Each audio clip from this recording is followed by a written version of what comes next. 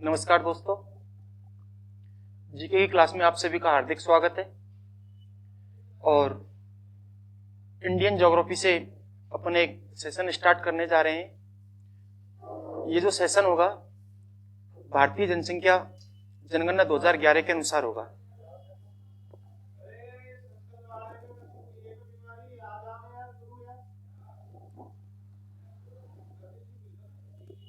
Sir इस पे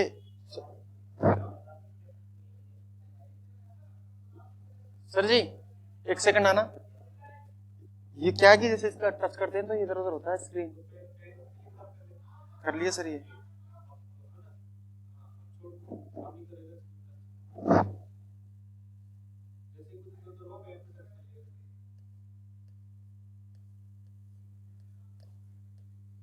जो सेशन है अपना वो है भारतीय जनसंख्या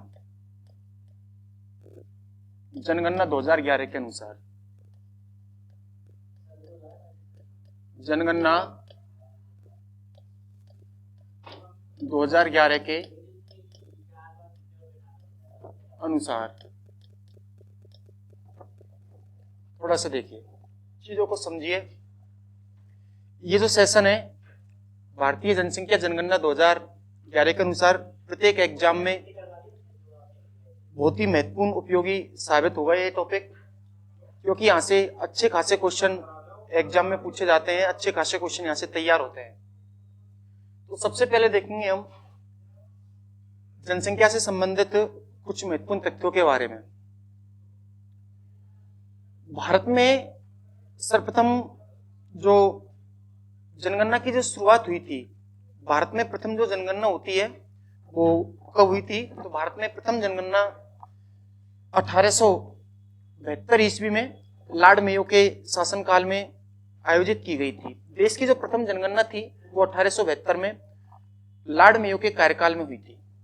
देश की प्रथम जनगणना, देश की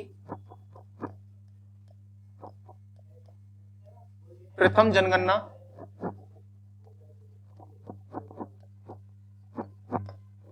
1872 में लॉर्ड मेयो के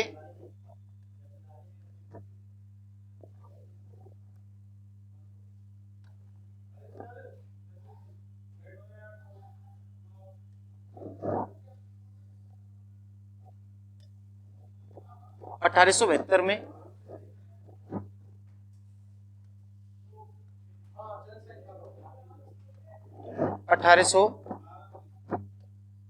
में लॉर्ड मेयो के कार्यकाल में हुई। थोड़ा सा क्वेश्चन को समझिए, क्वेश्चन क्या कहना चाहता है। हमारे भारत में जो प्रथम जनगणना होती है वो 1872 में लॉर्ड मेयो के कार्यकाल में हुई। अब कई बच्चों के मन में ये सवाल चल रहा होगा, ये जहन में ये चीजें चल रही होंगी कि ये लॉर्ड मेयो कौन था। तो मैं आपको बता देता हूं, ये बात थी डोमिनियन टाइम की, जब इंडिया ब्रिटिशर्सों का उपनिवेश हुआ करता था, यानी अंग्रेजों का जब भारत उपनिवेश हुआ करता था, तो उस समय यानी अंग्रेजी हुकूमत ने अपने कुछ एजेंट छोड़ रखे थे, क्योंकि ऐसा माना जाता है, ऐसा कहा जाता है कि विश्व के 54 देशों पर, ठीक है, अंग्रेजों का क्या था, शासन रहा था। अर्थात विश्व के 54 देश अंग्रेजों के औपनिवेशिक हुए थे, जिनमें से एक उपनिवेश हुआ था भारत। अब भारत में अंग्रेजी सरकार ने या अंग्रेजी हुकूमत ने कुछ अपना एजेंट छोड़ रखे थे, और उस समय उन एजेंटों को कहा जाता था जीजी। आगे चल के जीजी को कहा जाता है एजीजी। जीजी से तात्पर्य है गवर्नर जनरल, और एजीसी से तात्पर्य होता है agent of to governor general. तो उस समय जो लॉर्ड मेयो हुआ करता था, ये 19वीं शताब्दी की बात है, यानी 1872 की हम बात करते हैं। तो 1872 में इंडिया का जो जीजी हुआ करता था वो कौन हुआ करता था? Lord Mayo. तो लॉर्ड मेयो के शासनकाल में देश की पहली जनगणना की क्या होती है? शुरुआत होती है। इसी श्रृंखला को आगे बढ़ाते हुए अंग्रेजों ने भरसक प्रयास किए, और भारत में पहली बार जो नियमित जनगणना की जो शुरुआत हुई, भारत में प्रथम जो नियमित जनगणना की जो शुरुआत होती है वो 1881 में होती है। तो क्वेश्चन यहाँ से अगला क्वेश्चन बनता है, किस प्रकार से बनता है कि देश में अर्थात भारत में नियमित जनगणना की जो शुरुआत होती है वो कब हुई थी? तो देश में नियमित जनगणना की शुरुआत 1881 में, और उस समय जो इंडिया का जीजी हुआ करता था वो लॉर्ड रिपन हुआ करता था। तो यहां से क्वेश्चन बन गया, देश में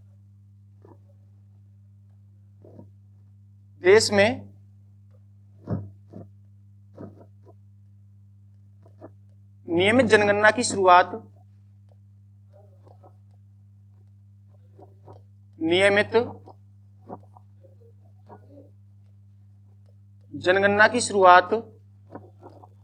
जनगणना की जो शुरुआत होती है वो 1881 में लॉर्ड रिपन के शासनकाल में हुई या कार्यकाल में हुई। लॉर्ड रिपन के कार्यकाल में हुई। थोड़ा सा देखिए, दोनों क्वेश्चनों में बड़ा अंतर है।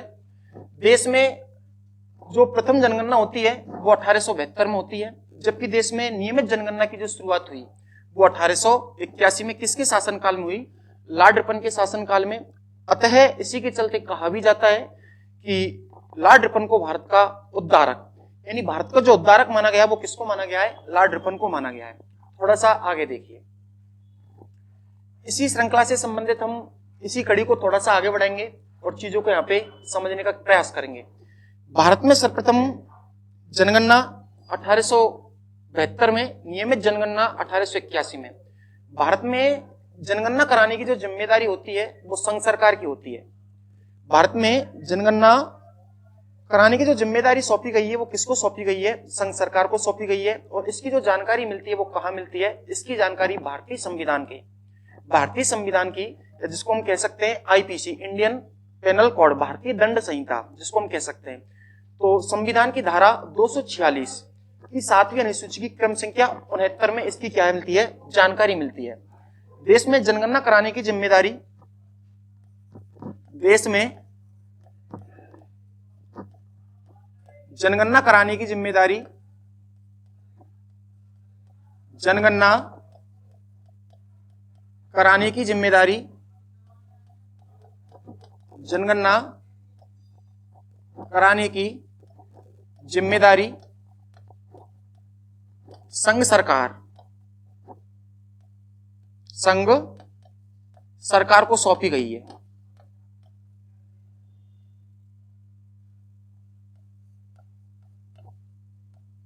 सौंपी गई है। देश में जनगणना कराने की जो जिम्मेदारी सौंपी गई है वो किसको सौंपी गई है? संघ सरकार, अर्थात हम कह सकते हैं सेंट्रल गवर्नमेंट की, जो सेंट्रल गवर्नमेंट होती है वो इसकी रेस्पॉन्सिबिलिटी उठाती है, अर्थात इसकी जिम्मेदारी उठाती है। और ऐसा जो प्रावधान मिलता है वो कहां मिलता है? संविधान की धारा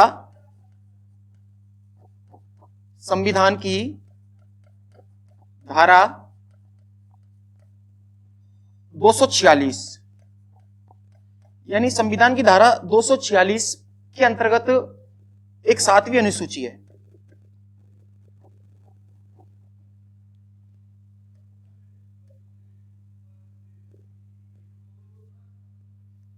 सातवीं अनुसूची है। लो भैया, एक सेकंड आना, ये थोड़ा क्या उसको किससे हो गए?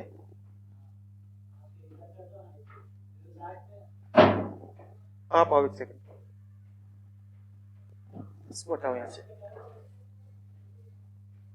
इसको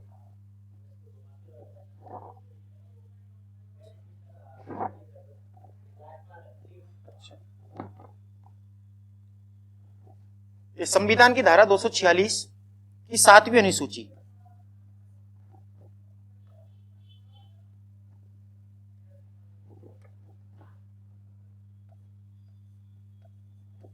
सातवीं अनुसूची की क्रम संख्या 69 में,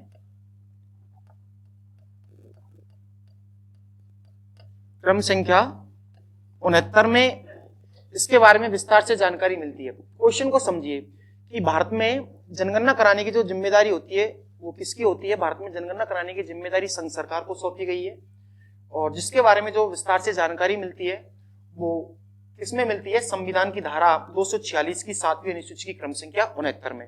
अर्थात हम दूसरे शब्दों में कहें कि संविधान की धारा 246 की 7वीं अनुसूची की क्रम संख्या 69 में यह चीज उल्लिखित है कि देश में जो जनगणना कराई जाएगी वो किसके द्वारा कराई जाएगी? ठीक है, संघ सरकार के द्वारा। अब मैं आपको बता देता हूं, मूल रूप से जो देश में जनगणना कराई जाती है वो जनगणना संगठन के द्वारा कराई जाती है। किसके द्वारा? जनगणना संगठन। हालांकि एक संस्था और है अपने इंडिया में, वो संस्था है केंद्रीय सांख्यिकी संगठन। केंद्रीय सांख्यिकी संगठन। तो थोड़ा सा चीजों को देखिए।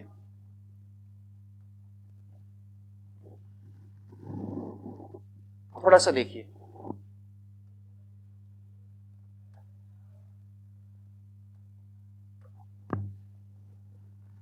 देश में जो जनगणना कराई जाती है वो संघ सरकार के द्वारा, लेकिन संघ सरकार के अंतर्गत एक संस्था है, उस संस्था का नाम है जनगणना संगठन। जनगणना संगठन।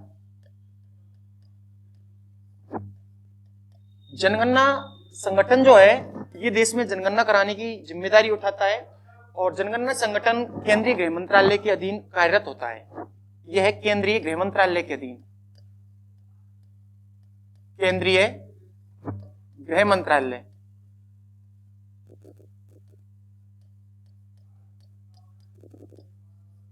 गृह मंत्रालय।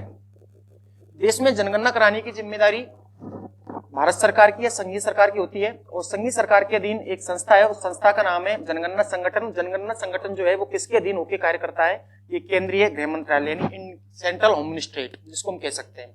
केंद्रीय गृह मंत्रालय के अधीन जनगणना संगठन होता है और ये देश में क्या कराता है? जनगणना कराता है।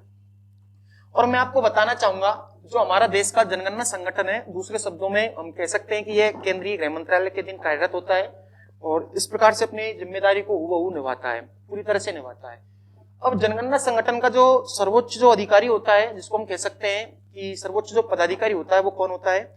जनगणना संगठन का जो सर्वोच्च अधिकारी होता है या पदाधिकारी हम जिसको कह सकते हैं वो महापंजीयक एवं जनगणना आयुक्त होता है। जनगणना संगठन का सर्वोच्च अधिकारी, सर्वोच्च अधिकारी। जनगणना संगठन का जो सर्वोच्च अधिकारी होता है, सर्वोच्च अधिकारी, वो महापंजीयक व जनगणना आयुक्त होता है। महापंजीयक, महापंजीयक व जनगणना आयुक्त। जनगणना आयुक्त होता है। कौन होता है? महापंजीयक व जनगणना आयुक्त। थोड़ा सा चीजों को देखिए और समझिए, बहुत ही शानदार क्वेश्चन है, प्यारा क्वेश्चन है। ये जो जनगणना संगठन है ये देश में जनगणना कराता है और मुख्य संस्था यही है, हालांकि ये संघ सरकार के अधीन होती है और केंद्रीय गृह मंत्रालय के अधीन होकर कार्य करती है। तो जनगणना संगठन देश में जब जनगणना करा रहा है तो इसका जो सर्वोच्च जो पदाधिकारी होता है, जो अधिकारी होता है, वो महापंजीयक व जनगणना आयुक्त होता है। और मैं आपको बताना चाहूंगा, हम चर्चा कर रहे हैं 2011 की जनगणना की, यानी भारतीय जनसंख्या की हम बात करें और भारतीय जो जनसंख्या है जनगणना 2011 के अनुसार, तो 2011 में जब देश में जनगणना की गई थी, 2011 में जब देश की जनगणना जब की गई थी तो उस समय देश का जो महापंजीयक जनगणना जो आयुक्त था वो डॉक्टर सी चंद्रमौली था। ये क्वेश्चन पूछ लिया गया है और इस क्वेश्चन जो पूछा गया है वो कब पूछा गया, मैं आपकी जानकारी के लिए बताना चाहूंगा। ये क्वेश्चन 2018 में सेकंड ग्रेड में पूछा गया क्वेश्चन है। 2018 में सेकंड ग्रेड का जो एग्जाम हुआ था उसमें पूछा गया क्वेश्चन है कि देश में, भारत में जो वर्तमान में जनगणना जो आयुक्त है वो कौन है। तो इस समय जो जनगणना आयुक्त था तो मैं आपको बताना चाहूंगा वो कौन था? Doctor C Chandramouli. 2011 में महापंजीयक व जनगणना आयुक्त, 2011 में जनगणना आयुक्त, जनगणना जो आयुक्त था वो डॉक्टर सी चंद्रमौली था। सी चंद्रमौली। ये क्वेश्चन थोड़ा सा आप ध्यान रख लेना। यानी 2011 में जब देश की जनगणना की गई थी तो उस समय जनगणना जो आयुक्त था, देश का जो महापंजीयक जनगणना आयुक्त था वो कौन था? Doctor C Chandramouli. जबकि इससे पूर्व की अगर बात करें, इससे पहले की हम बात करते हैं, इसके बारे में और परिचर्चा करते हैं, तो आपके साथ में इसके बारे में और जानकारी साझा करना चाहूंगा। इससे पहले जो देश का जनगणना आयुक्त जो था या जो महापंजीयक व जनगणना जो आयुक्त था वो देवेंद्र कुमार सीकरी था। इससे पूर्व, थोड़ा सा ध्यान रख लेना, इससे पूर्व। ये बात थी 2004 से 2009 के बीच की, यानी 2004 से 2009 के बीच में भारत का महापंजीकृत जो जनगणना आयुक्त था वो देवेंद्र कुमार सीकरी था। देवेंद्र कुमार सीकरी, देवेंद्र कुमार सीकरी, थोड़ा सा ध्यान रखना। वर्तमान में जनगणना आयुक्त डॉक्टर सी चंद्रमौली है, और डॉक्टर सी चंद्रमौली से पूर्व कौन था? देवेंद्र कुमार सीकरी।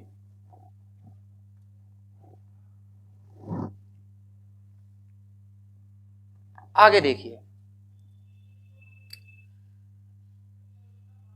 विश्व में सर्वप्रथम, हम थोड़ा अंतरराष्ट्रीय स्तर पर परिचर्चा करते हैं तो मालूम चलता है कि विश्व में सर्वप्रथम दशकीय जनगणना की जो शुरुआत होती है, या दशकीय जनगणना की जो शुरुआत हुई वो कहां हुई? विश्व में सर्वप्रथम दशकीय जनगणना की शुरुआत 1790 में अमेरिका में हुई थी। विश्व में सर्वप्रथम, विश्व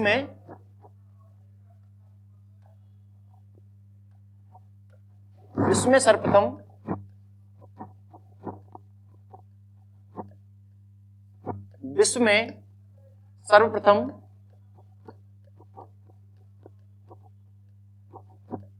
दशकीय जनगणना की शुरुआत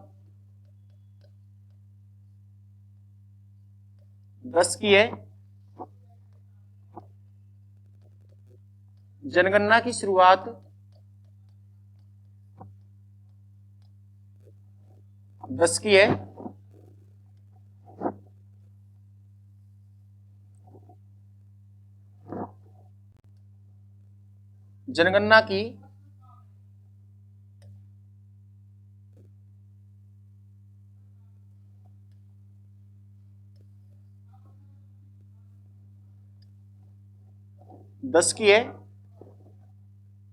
एक सेकंड रुकिए थोड़ा। दशकीय जनगणना की शुरुआत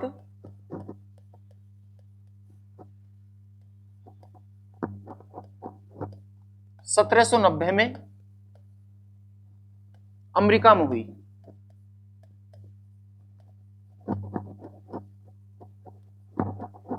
थोड़ा सा क्वेश्चन को देखिए, थोड़ा डेप्थ में जाइए। क्वेश्चन कह रहा है कि विश्व में सर्वप्रथम दशकीय जनगणना की शुरुआत होती है वो 1790 में अमेरिका में हुई, जबकि अंतरराष्ट्रीय स्तर पर या विश्व संदर्भ में हम परिचर्चा करते हैं तो मालूम चलता है कि विश्व में सर्वप्रथम व्यवस्थित रूप से जनगणना कराने का जो श्रेय दिया जाता है वो स्वीडन को दिया जाता है। यानी विश्व में प्रथम व्यवस्थित जनगणना कराने का श्रेय स्वीडन को दिया जाता है। विश्व में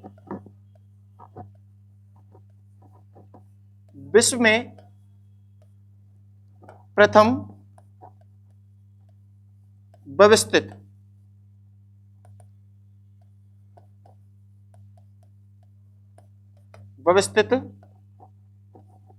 जनगणना कराने का श्रेय, विश्व में प्रथम व्यवस्थित जनगणना कराने का श्रेय स्वीडन को दिया जाता है। किस देश को दिया जाता है? स्वीडन देश को दिया जाता है। और आपको मालूम होना चाहिए ये जो स्वीडन जो कंट्री है यूरोपियन कंट्री है, यूरोपियन कॉन्टिनेंट की कंट्री है, यूरोप महाद्वीप का देश है स्वीडन। ठीक है, थोड़ा सा और देखिए आगे। जबकि हम थोड़ी सी और बात करते हैं, हम 2011 की जनगणना को कवर करना चाहते हैं, इसको समझना चाहते हैं, लेकिन इससे पहले थोड़ा और डेप्थ में जाएंगे। प्राचीन भारत की अगर बात करें तो प्राचीन भारत में जनगणना के जो सर्वप्रथम साक्ष्य मिलते हैं वो मौर्य काल में मिलते हैं। यानी प्राचीन भारत में जनगणना के जो प्रथम साक्ष्य मिले वो किस काल में मिले थे? मौर्य काल में। प्राचीन भारत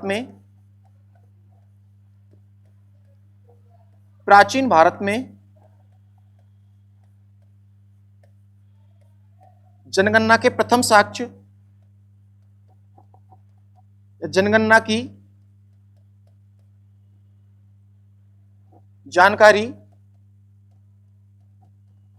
मौर्य काल में मिलती है। मौर्य काल, और आपको पता होना चाहिए मौर्य काल का जो टाइम रहा है वो कब से कब तक रहा है। मौर्य काल का जो टाइम था, जो मौर्य डायनेस्टी इंडिया में डेवलप हुई थी, ठीक है, जो मौर्य एम्पायर जो डेवलप हुआ था वो कब हुआ था? ये लगभग बात थी 322 ईसा पूर्व से 185 ईसा पूर्व के आसपास की। तो थोड़ा सा इन चीजों को देख लेना। ये चला था 322 BC टू 185 BC। BC से तात्पर्य होता है बिफोर द बर्थ और before the Christ, Isa Masih के जन्म से पहले की घटना को ईसा पूर्व कहते हैं हम इसको हिंदी में। तो थोड़ा सा ध्यान रखना, यानी भारत में या प्राचीन भारत में जनगणना की जो जानकारी मिलती है वो किस काल में मिलती है? मौर्य काल में मिलती है। मौर्य काल का ये समय रहा 322 ईसा पूर्व से लेकर 185 ईसा पूर्व।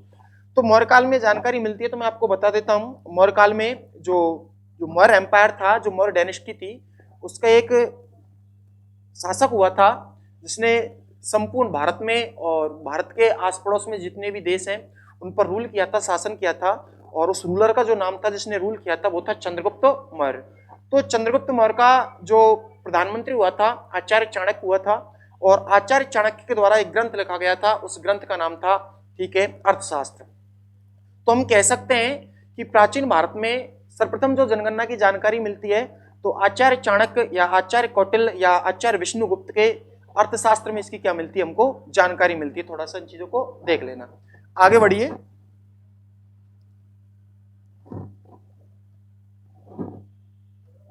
थोड़ा सा आगे देखिए। और हम 2011 की जनगणना की हम बात करते हैं।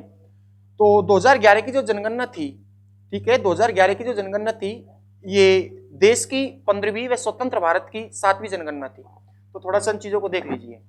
2011 की जनगणना, 2011 की जनगणना, 2011 की जनगणना देश की 15वीं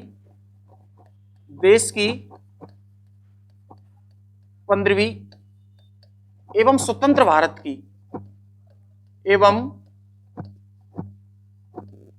स्वतंत्र भारत की 7वीं जनगणना थी। इस चीज को आप थोड़ा सा ध्यान रखना, अच्छा क्वेश्चन है। 2011 की जनगणना जो थी भारत में, 2011 की जनगणना ये देश की कौन सी जनगणना है? ये देश की 15वीं जनगणना है। जबकि स्वतंत्र भारत की हम बात करते हैं तो स्वतंत्र भारत की 7वीं जनगणना है।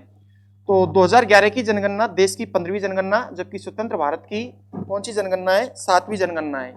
और 2011 की जनगणना के जो प्रथम आंकड़े जो जारी किए गए थे वो 1 अप्रैल 2010 को जारी किए गए। तो थोड़ा सा इन चीजों को भी ध्यान रख लेना आप। 2011 की जनगणना के प्रथम आंकड़े, 2011 की जनगणना के या इस जनगणना के, ऐसे समझ सकते हैं, इस जनगणना के प्रथम आंकड़े, प्रथम आंकड़े 1 अप्रैल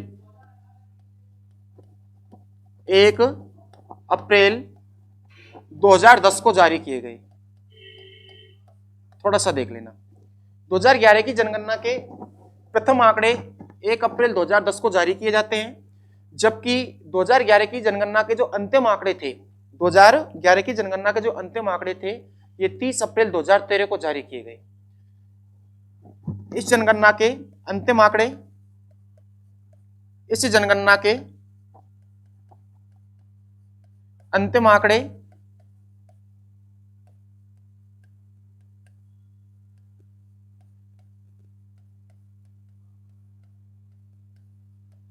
अंतिम आंकड़े 30 अप्रैल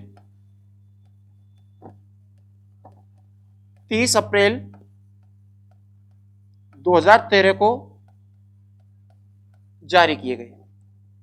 तो ये भी शानदार क्वेश्चन बनता है यहां से कि 2011 की जो जनगणना थी ये देश की 15वीं स्वतंत्र भारत की 7वीं जनगणना थी, और 2011 की जनगणना के प्रथम आंकड़े 1 अप्रैल 2010 को जारी किए जाते हैं, जबकि 2011 की जनगणना के अंतिम आंकड़े 30 अप्रैल 2013 को जारी किए गए। थोड़ा सा चीजों को समझिए और देखिए। जो ये 2011 की जो जनगणना थी ये देश की पहली जाति आधारित जनगणना थी, जबकि इससे पहले भी जाति आधारित जनगणना के लिए प्रयास किए जाते हैं। जो प्रयास किए जाते हैं वो 1931 के आसपास लगभग 1931 में किए गए। तो हम दूसरे शब्दों में यूं कह सकते हैं कि 2011 की जनगणना 1931 के बाद, 2011 की जनगणना 1931 के बाद देश की पहली जाति आधारित जनगणना थी। तो थोड़ा सा चीजों को देखिए और समझिए। 2011 की जनगणना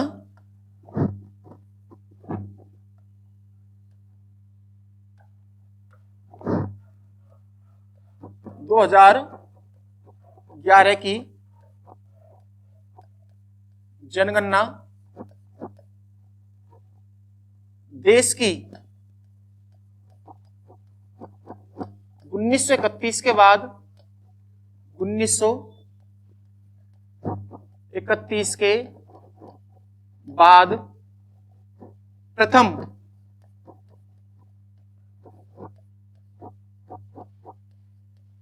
जाति आधारित जनगणना थी।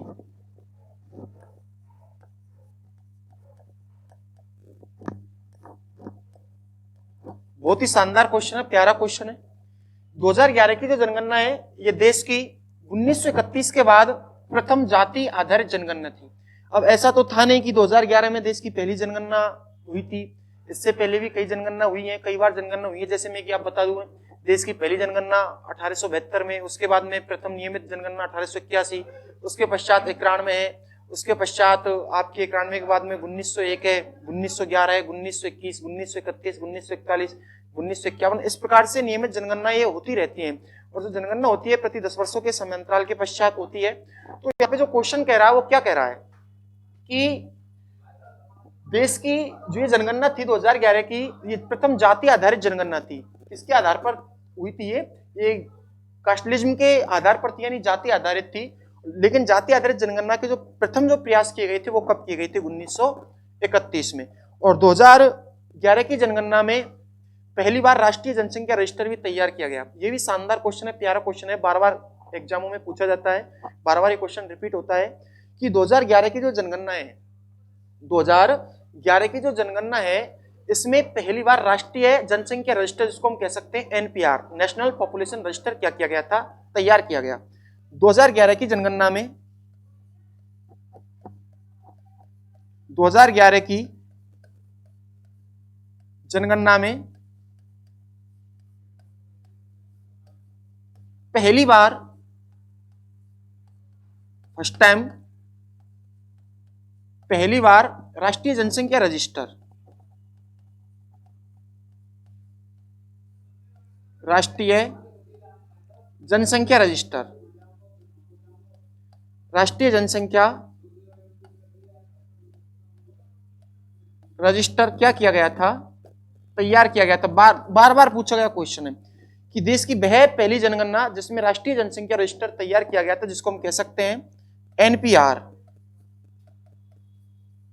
NPR, national population register. तो देश की 2011 की जो जनगणना थी, इसमें पहली बार एनपीआर को तैयार किया जाता है। और जो एनपीआर था, यानी नेशनल पॉपुलेशन जो रजिस्टर है, राष्ट्रीय जनसंख्या जो रजिस्टर है, तो इस राष्ट्रीय जनसंख्या रजिस्टर में, यानी भारतवर्ष के अंतर्गत संपूर्ण भारत में निवास करने वाले जो नागरिक हैं और उनकी आयु जो 15 वर्ष से अधिक है, दूसरे शब्दों में कहें कि 15 वर्ष से अधिक आयु के सभी भारतीय नागरिकों के इसमें 15 बायोमेट्रिक्स आंकड़े कलेक्ट किए गए थे। यानी राष्ट्रीय जनसंख्या रजिस्टर जब तैयार किया जा रहा था 2011 में, तो इसी से संबंधित, भारत के प्रत्येक नागरिक से संबंधित इसमें कितने आंकड़े इकट्ठे किए गए थे? 15 आंकड़े इकट्ठे किए गए थे। ये भी अच्छा क्वेश्चन है। इस जनगणना में प्रत्येक भारतीय नागरिक के, प्रत्येक भारतीय नागरिक,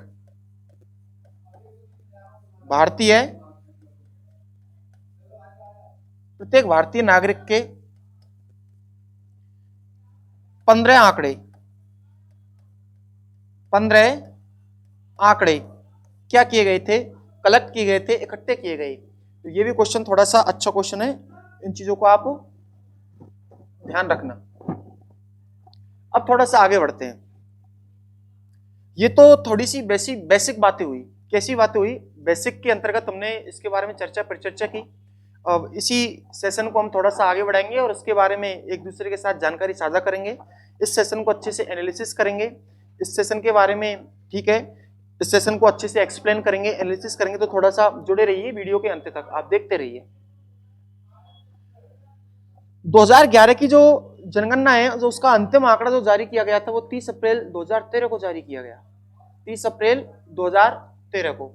तो 2011 की जनगणना के अनुसार हम थोड़ा सा देखेंगे चीजों को कि देश की जो कुल आबादी है 2011 की जनगणना के अनुसार देश की कुल आबादी,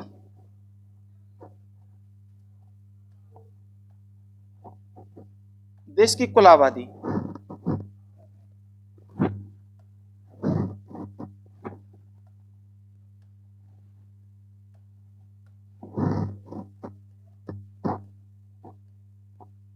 2011 की जनगणना के अनुसार देश की कुल आबादी या कुल जनसंख्या जिसको हम कह सकते हैं, देश की कुल आबादी 2011 की जनगणना के अनुसार देश की कुल आबादी 1 अरब 21 करोड़ 1 अरब 21 करोड़ 5 लाख 1 अरब 21 करोड़ 5,69,573 थी, 573 व्यक्ति। थोड़ा सा देखना, ये जो पॉपुलेशन थी ये इंडिया की पॉपुलेशन है और ये कब की पॉपुलेशन है? 2012 2011 की। 2011 की जनगणना के अनुसार संपूर्ण भारतवर्ष की जो आबादी है, जो संपूर्ण भारतवर्ष की जो जनसंख्या है, भारत की जो जनसंख्या है वो 1 अरब 21 करोड़ 5,69,573 व्यक्ति है। अब कई स्टूडेंट के मन में ये चल रहा होगा, उनके जहन में ये सवाल उठ रहा होगा कि व्यक्ति किसे कहा गया है, या पुरुष है या महिलाएं? तो ध्यान रखना, पुरुष और जो महिलाएं होती हैं उन दोनों के संयुक्त रूप का नाम ही व्यक्ति है। व्यक्ति न तो महिला को कहा जाता है, न ही पुरुष को कहा जाता है। व्यक्ति के अंतर्गत महिला भी आती है और पुरुष भी आते हैं। थोड़ा सा इन चीजों को देख लेना। तो कुल टोटली बात कर रहा है वो पुरुष में महिलाओं की बात कर रहा है, तो अर्थात देश की जो संपूर्ण आबादी है वो कितनी है? 1 अरब 21 करोड़ 5,69,573। दूसरे शब्दों में से हम कह सकते हैं अर्थात, ठीक है, कोष्टक में समझ सकते हैं 121.05 करोड़ 121.05 करोड़ आबादी थी उस समय। किस समय? 2011 में। थोड़ा सा देख लीजिए,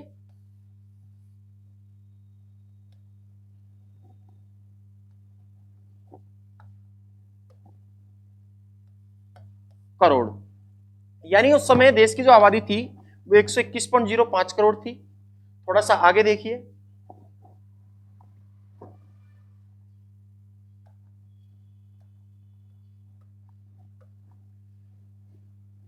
जिसमें पुरुषों की हम बात करें, देश की 2011 की जनगणना के अनुसार देश में पुरुषों की जो संख्या है, देश में पुरुषों की संख्या, देश में पुरुषों की संख्या, पुरुषों की संख्या 62 करोड़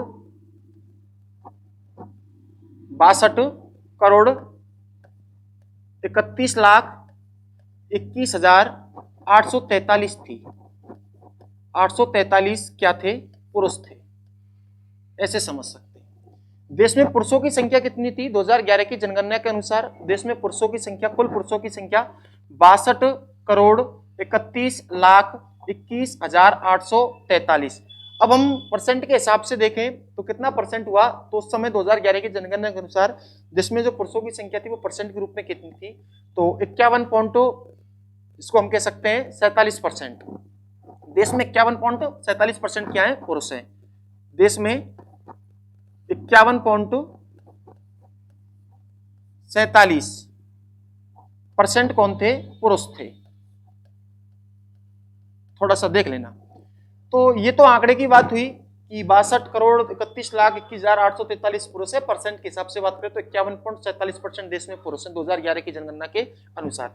अब थोड़ा सा इसी श्रृंखला में हम महिलाओं को देखते हैं। इसी श्रृंखला को बढ़ाते हुए देश में कुल महिलाओं की संख्या, कुल महिलाओं की संख्या, कुल महिलाओं की संख्या,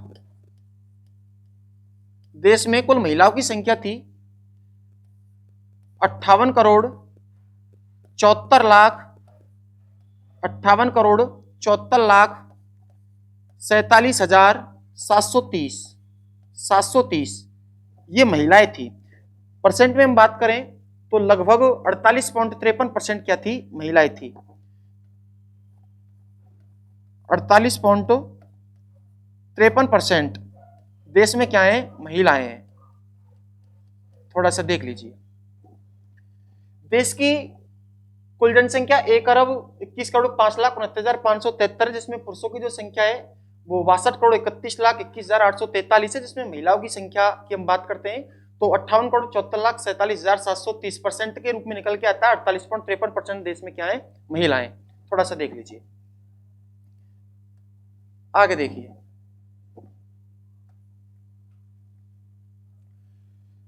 2011 की जनगणना के अनुसार हम बात करते हैं तो 2011 की जनगणना के अनुसार जो देश की नगरीय जो जनसंख्या है वो क्या है। 2011 की जनगणना के अनुसार देश की नगरीय जनसंख्या, देश की नगरीय जनसंख्या, देश की नगरीय जनसंख्या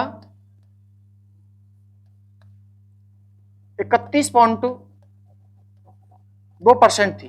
परसेंट में हम बात कर रहे हैं, देश की जो नगरीय जनसंख्या है वो 31.2% थी 2011 की जनगणना के अनुसार। जबकि ग्रामीण जनसंख्या की अगर बात करते हैं, देश की ग्रामीण जनसंख्या, ग्रामीण जनसंख्या, देश की ग्रामीण जनसंख्या का जो परसेंट था वो था 68.8%।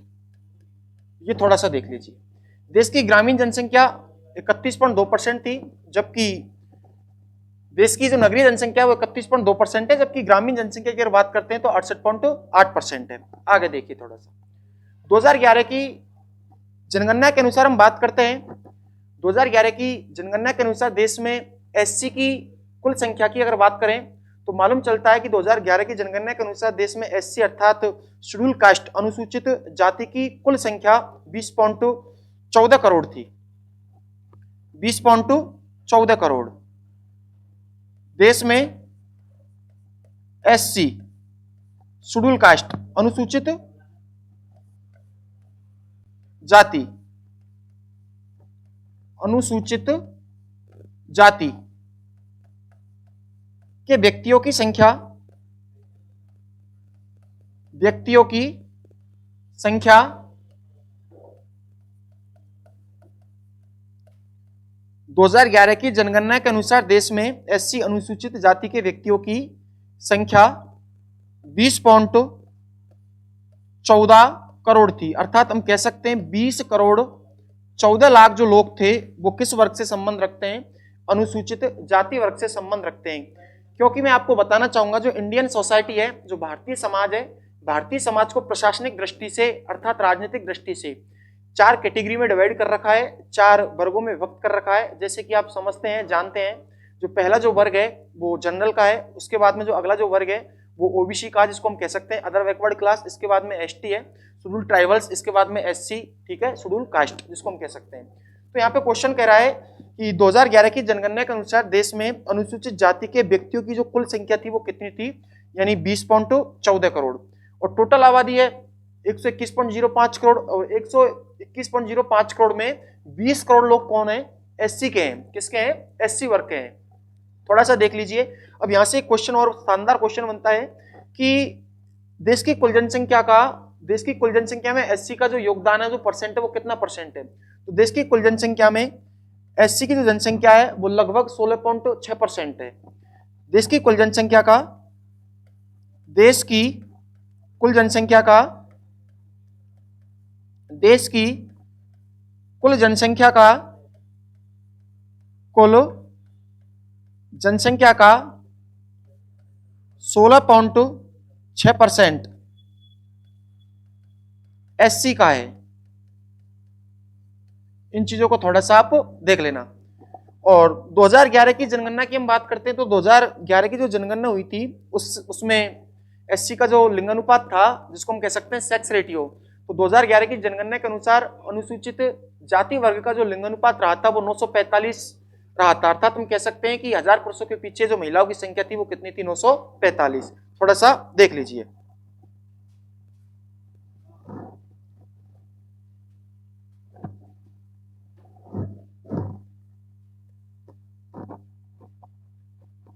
देश में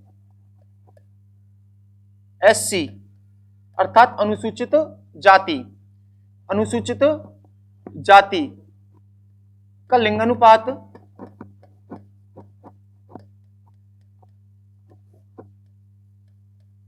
945 रहा है, 945 रहा है।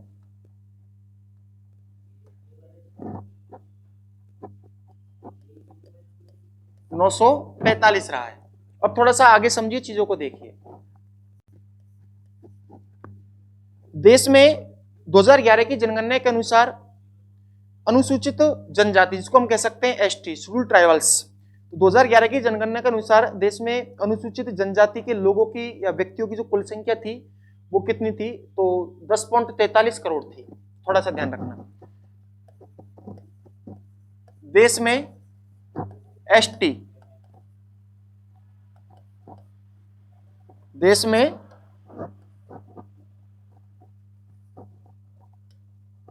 एसटी के व्यक्तियों की,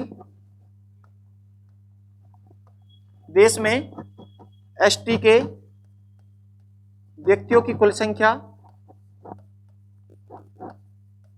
व्यक्तियों की संख्या 10.43 करोड़ थी, 43 करोड़। देश में एससी के व्यक्तियों की संख्या है 20.14 करोड़, एसटी के व्यक्तियों की संख्या है 10.43 करोड़। अब थोड़ा सा देखिए, चीजों को समझिए। जबकि अगर हम बात करते हैं कि देश में जो अनुसूचित जनजाति है, तो देश की अनुसूचित जनजाति की जो संख्या है वो 10.43 करोड़ है, तो देश की कुल जनसंख्या के कितने परसेंट के बराबर है, तो ये देश की कुल जनसंख्या के लगभग हम बात करते हैं तो 8.6% के बराबर है।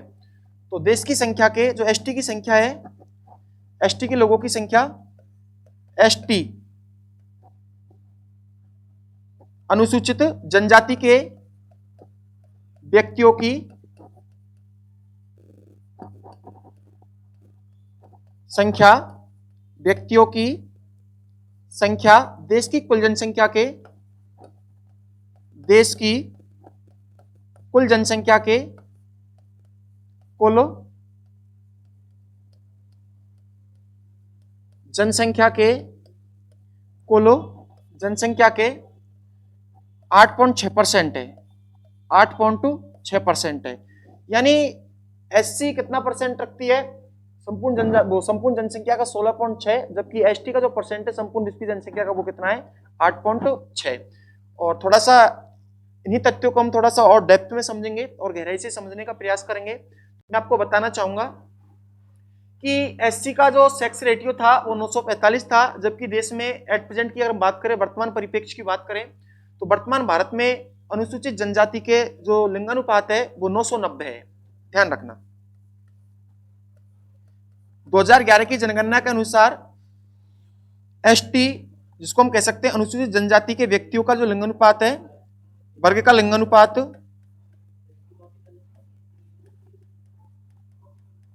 लिंगानुपात 990 था। कितना है 990। यानी 1000 पुरुषों के पीछे यहाँ पे महिलाओं की जो संख्या है वो कितनी है 990। थोड़ा सा और चीजों को देखिए और समझिए।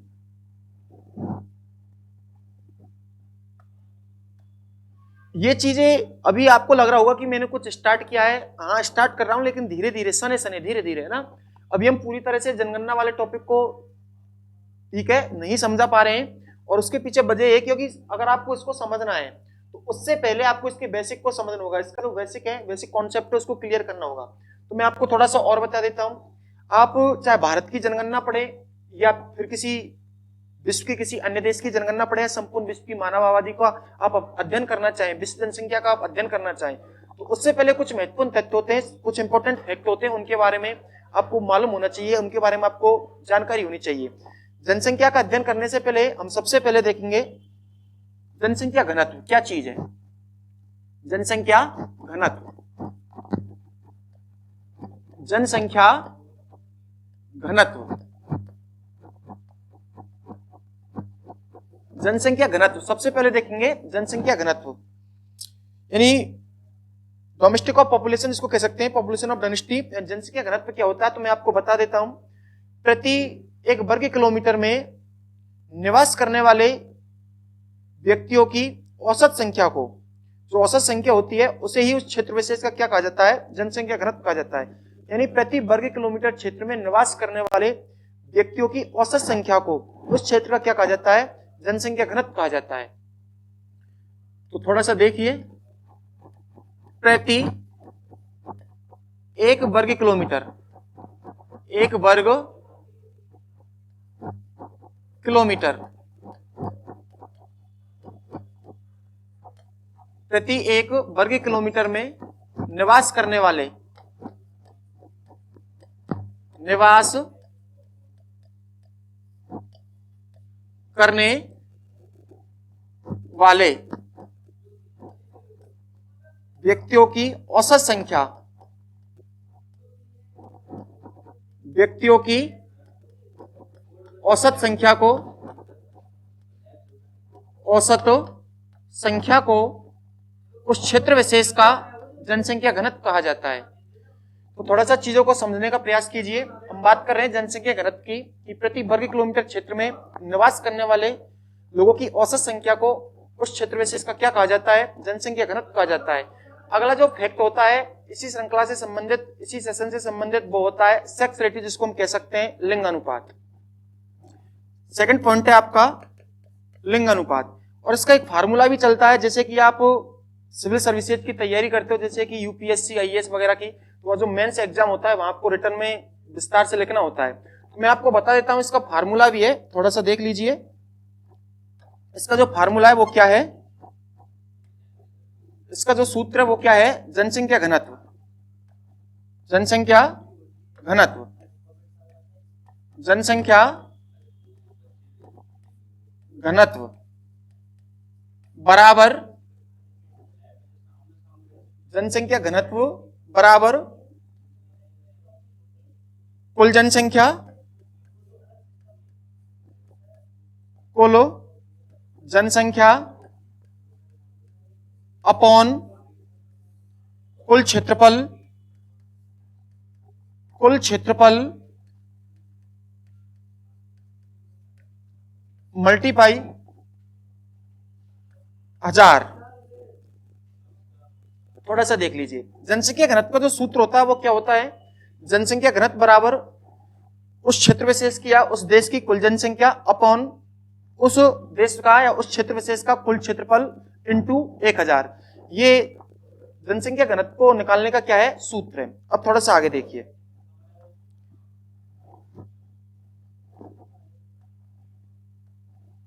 अब हम देखते हैं लिंग अनुपात। जो सेकंड पॉइंट है अपना,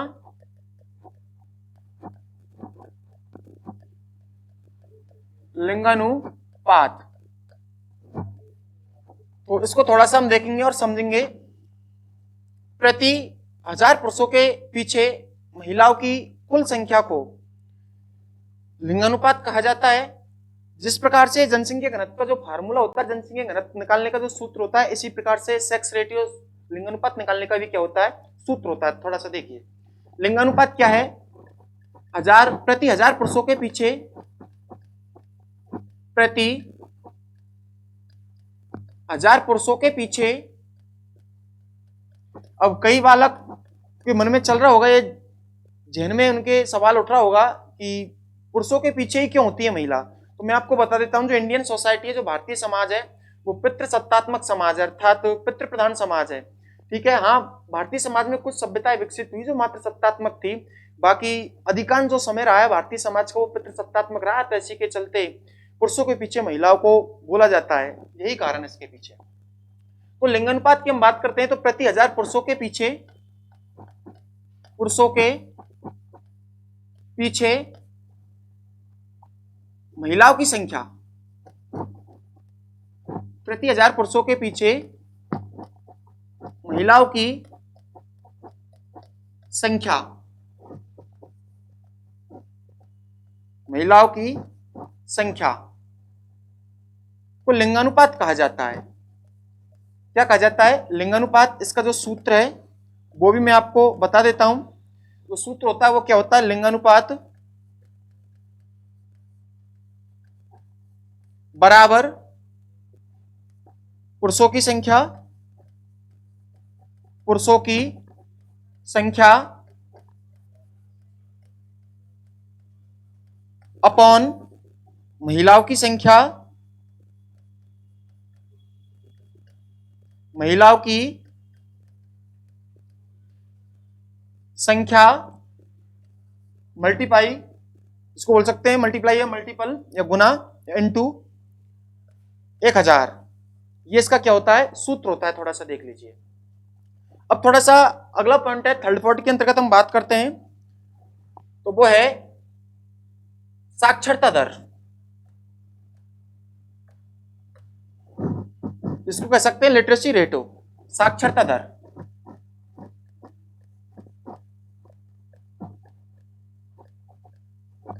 साक्षरता दर, साक्षरता दर क्या होती है? तो मैं बता देता हूं आपको। एक होती है साक्षरता दर और दूसरा जो शब्द प्रयोग किया जाता है ज्योग्राफी के अंतर्गत वो है साक्षर। तो भारत की स्थिति क्या है मैं आपको बताना चाहूंगा कि भारत में 7 वर्ष से अधिक आयु का जो व्यक्ति है, चाहे वो बालक है चाहे वो बालिका है, ठीक है, चाहे वो मेल है चाहे वो फीमेल है, तो भारत में 7 वर्ष से जो अधिक आयु के जितने भी बालक बालिकाएं जो किसी भाषा को समझ सकते हैं या किसी भाषा को पढ़ या लिख सकते हैं और बोल सकते हैं, तो ऐसे व्यक्ति को क्या कहा जाता है? साक्षर कहा जाता है। यानी भारत में 7 वर्ष से अधिक आयु का व्यक्ति किसी भाषा को समझ सकता हो और उसे लिख और पढ़ सकता हो, ऐसा व्यक्ति क्या माना जाता है? हमारे देश में साक्षर माना जाता है। क्या माना जाता है? साक्षर माना जाता है। 7 वर्ष से अधिक, 7 वर्ष से अधिक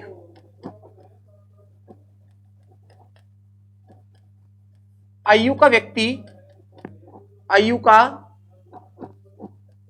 व्यक्ति जो किसी भाषा को समझ सकता हो व लिख पढ़ सकता हो, व्यक्ति जो किसी भाषा को, जो किसी भाषा को समझ सकता हो, समझ सकता हो या लिख पढ़ सकता हो, लिख व पढ़ सकता हो, क्या माना जाता है? साक्षर माना जाता है। जबकि साक्षरता की हम बात करें तो साक्षरता से तात्पर्य देश की 7 वर्ष से अधिक आयु की जो जनसंख्या है, 7 वर्ष से अधिक आयु की कुल संख्या में साक्षरों की संख्या क्या कहलाती है? साक्षरता दर कहलाती है। तो देखिए 7 वर्ष से अधिक, 7 वर्ष से अधिक आयु के व्यक्तियों की कुल संख्या, व्यक्तियों की कुल संख्या में, कुल संख्या में साक्षरों की संख्या का औसत, साक्षरों की संख्या का औसत, संख्या का औसत ही साक्षरता दर कहलाती है। क्या कहलाती है? साक्षरता दर। दोनों ही चीजें अलग चीजें हैं। साक्षरता दर क्या है और साक्षरता क्या है? तो भारत में साक्षरता की स्थिति कुछ दुनिया के अन्य राष्ट्रों से भिन्न है। जैसे कि भारत में 7 वर्ष से अधिक आयु का व्यक्ति जो किसी भाषा को समझ सकता हो, लिख व पढ़ सकता हो, वो व्यक्ति साक्षर माना जाता है। जबकि साक्षरता दर की हम बात करें तो 7 वर्ष से अधिक आयु के व्यक्तियों की कुल संख्या में साक्षरों की संख्या का औसत ही क्या कहलाती है? साक्षरता दर कहलाती है। इसका जो फार्मूला होता है वो ये होता है, थोड़ा सा मैं आपको बताना चाहूंगा, यहाँ पे थोड़ा सा देखिए और समझिए चीजों को। इसका जो सूत्र होता है वो क्या होता है? साक्षरता दर के सूत्र की हम बात करें, साक्षरता दर बराबर वर्तमान जनसंख्या, वर्तमान जनसंख्या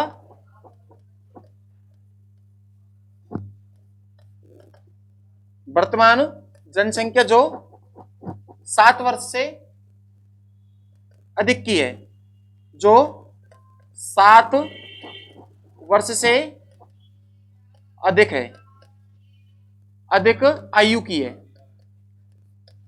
अपॉन साक्षरों की संख्या, साक्षरों की संख्या इंटू 100। ये इसका फार्मूला होता है, थोड़ा सा देख लेना। एक है 10 की वृद्धि दर, अगला पॉइंट है, फोर्थ पॉइंट जो है वो है चौथा पॉइंट, चौथा बिंदु है 10 की वृद्धि दर,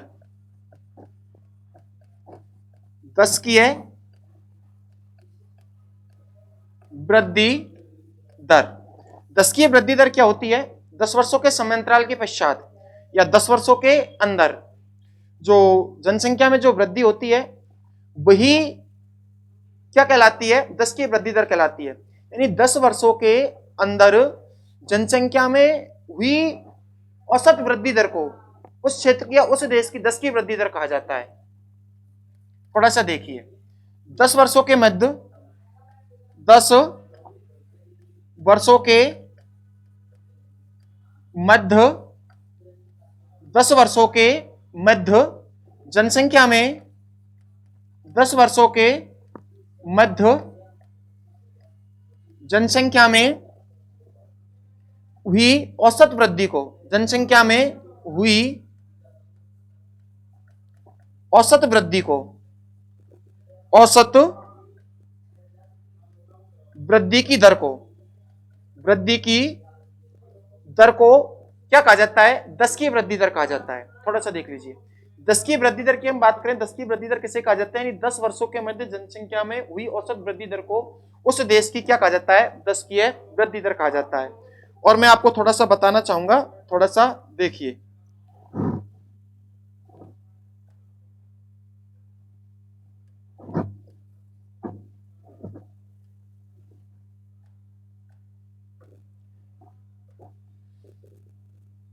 हम 10 की वृद्धि दर की अगर बात करें तो 2001 से और 2011 का जो दशक था, 2001 से 2011 के दशक में जो 10 की वृद्धि दर वो कितनी रही है? तो वो 21.54% से घटकर 17.7% रह गई है। 2001 से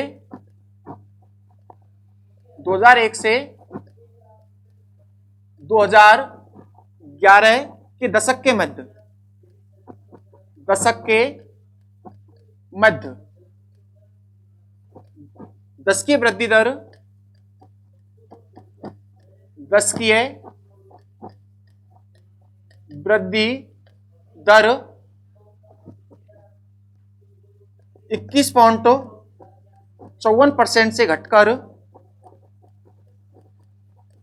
17.7% रह गई है। अच्छा क्वेश्चन है, थोड़ा सा ध्यान रखना। जो 10 की वृद्धि दर होती है 10 वर्षों के समयांतराल के पश्चात इसकी माप की जाती है। और 2001 से 2011 का जो दशक था, तो 2001 से 2011 के दशक के मध्य जो 10 की वृद्धि दर थी, 2001 में जो 10 की वृद्धि दर थी वो 21.54% थी, लेकिन 2011 तक आते आते ये 10 की वृद्धि दर घटकर कितने परसेंट रह गई है? 17.7% रह गई है। देखो, दो क्वेश्चन बनते हैं यहाँ से, दो तरह के क्वेश्चन बनते हैं। एक होता है 10 की वृद्धि दर से संबंधित और एक होता है वार्षिक वृद्धि दर से संबंधित, कि देश की वार्षिक वृद्धि दर क्या है और देश की 10 की वृद्धि दर क्या है। ये जो है वो देश की 10 की वृद्धि दर है। जबकि वार्षिक वृद्धि दर की हम बात करते हैं तो वार्षिक वृद्धि दर के अंतर्गत मैं आपको बताना चाहूंगा कि देश की वार्षिक वृद्धि दर 1.97% से घटकर 1.66% रह गई है। थोड़ा सा ध्यान रखना। वार्षिक वृद्धि दर, देश की वार्षिक वृद्धि दर, देश की वार्षिक वृद्धि दर, वार्षिक वृद्धि दर 1.97% से घटकर 1.97% से घटकर 1.66% रह गई है। कितना परसेंट रह गई है? 66%। थोड़ा सा इन चीजों को आप देख लीजिए और थोड़ा आगे समझते हैं। जबकि जननांकीय इतिहास में भारत का जो जननांकीय इतिहास है, भारत के जननांकीय इतिहास में 1921 के वर्ष को महान विभाजक वर्ष की संज्ञा दी जाती है। देश के जननांकीय इतिहास में देश के जननांकीय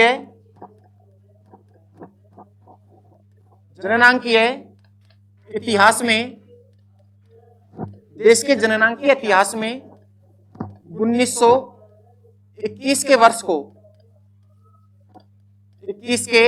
वर्ष को महान विभाजक वर्ष की संज्ञा दी जाती है।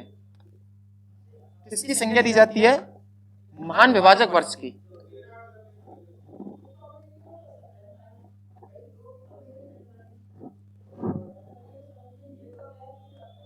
महान विभाजक वर्ष।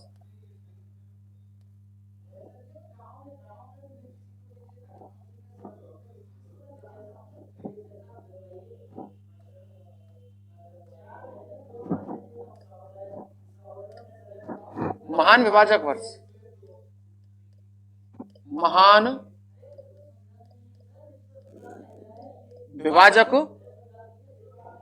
महान विभाजक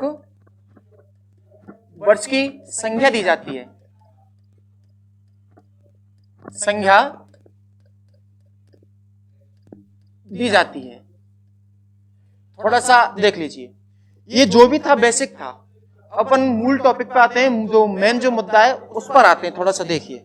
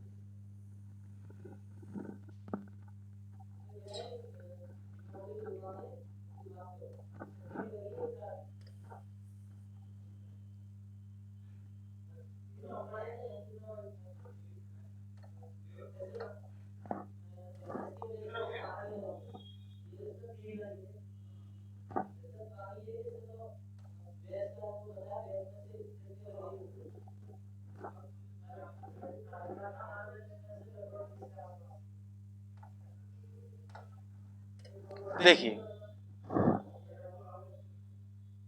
ये इससे ही समझेंगे हम।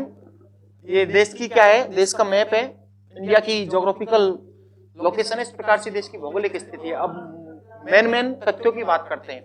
जनगणना 2011, जनगणना 2011।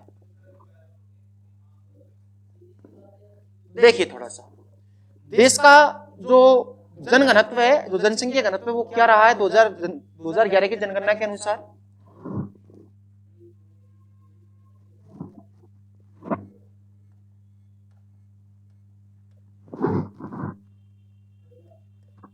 देश का जनघनत्व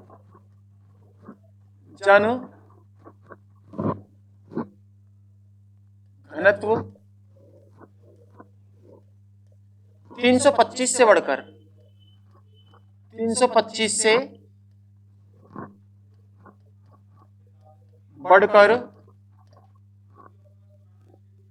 382 हो गया है।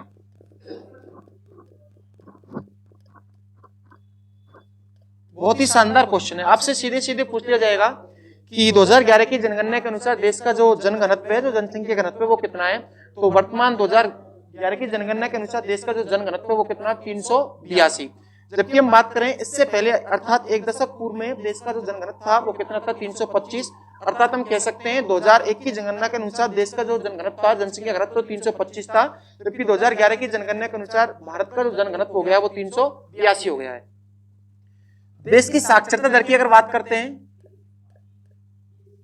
साक्षरता दर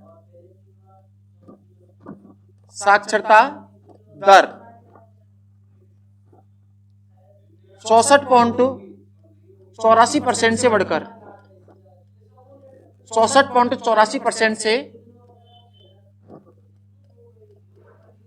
बढ़कर 73% हो गई है। 73% हो गई है। बहुत ही शानदार क्वेश्चन है, बहुत ही प्यारा क्वेश्चन है। एग्जाम में बार बार रिपीट होते हैं क्वेश्चन कि 2011 की जनगणना के अनुसार देश का जो साक्षरता का जो दर रहा, साक्षरता का जो परसेंट रहा वो कितना परसेंट रहा है।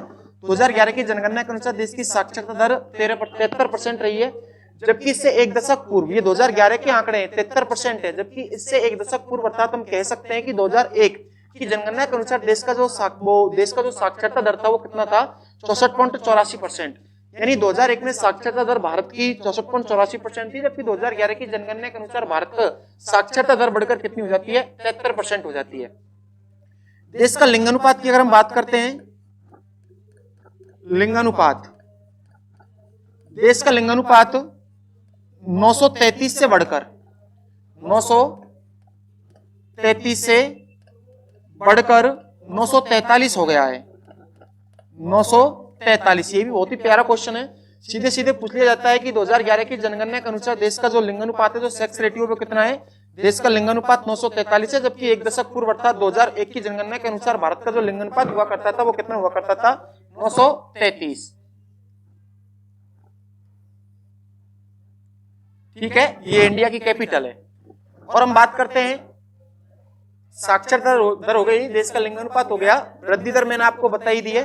तो कुछ इंपॉर्टेंट फैक्ट हैं जिनके बारे में हमको क्या करनी है, जानकारी प्राप्त करनी है। तो धन्यवाद दोस्तों, आज की क्लास को मैं यहीं तक लूंगा। ये वीडियो आपको कैसा लगा, अच्छा लगा हो तो बता देना और लाइक कर देना, कमेंट कर देना और अपने फ्रेंडों के साथ जितना हो सके उतना शेयर करना। धन्यवाद दोस्तों। अब ये हो गया ये।